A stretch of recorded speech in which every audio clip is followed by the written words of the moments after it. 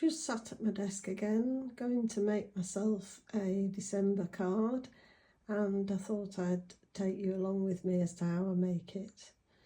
I was really inspired by this font and shadowing from Ali's kit this year, and I took my inspiration from one of her digital files.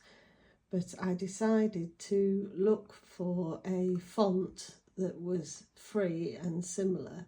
So I went on DaFont, which has a lot of free fonts, and I came up with one that I thought looked very similar, called Cocoa Goose, which is here in my downloads file. So Cocoa Goose was a free one, and I thought Cocoa Goose Pro Regular was very similar. So there it was. So if you open it and then you install it here, whilst your Photoshop Elements is closed, the next time you go into Photoshop Elements, it will be in the text drop down. So I installed it. There's the capital letters that look very similar, quite rounded. So I installed it, and then I opened up my Photoshop Elements. This is an old Photoshop Elements, I think it's 14 actually. And then I typed the word December. And then once I typed the word December, I coloured it in pink. And then I can show you that by doing another word here. So if I make a text box here, and let's make sure my caps lock's on, put the word highlights, and I think this is 36 point actually, I've got it down here. So I found it, you see in the drop down, Cocoa Goose Pro Trial Regular. And now I'm going to just highlight that and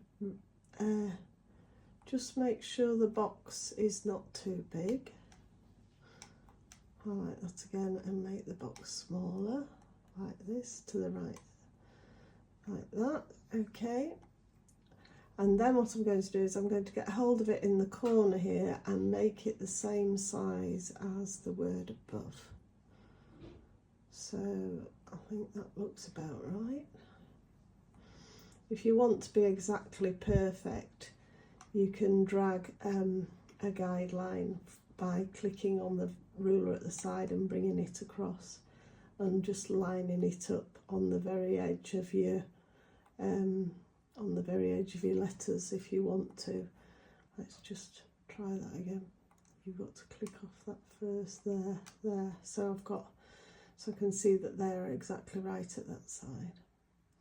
So there's my word in green. So now what I'm going to do, I'm going to go over to my layers palette here, and where it's highlighted here, I'm going to right click and I'm going to duplicate the layer.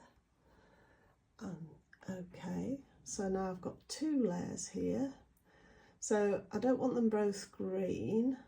So I've already chosen a yellow over here using the colour picker tool from the yellow. So I'm going to switch to the yellow and then go to the paint bucket, and I'm going to highlight the layer maybe that I want to colour. Oh, simplify the layer first, then colour it. Is that right? There we go, highlights, like that. So I've coloured each individual one there, and then now I'm going to select all those yellows together and put them either in front or behind, or I can do it however I want the shadow to appear. So that's my finished card. Dead easy. Have a go.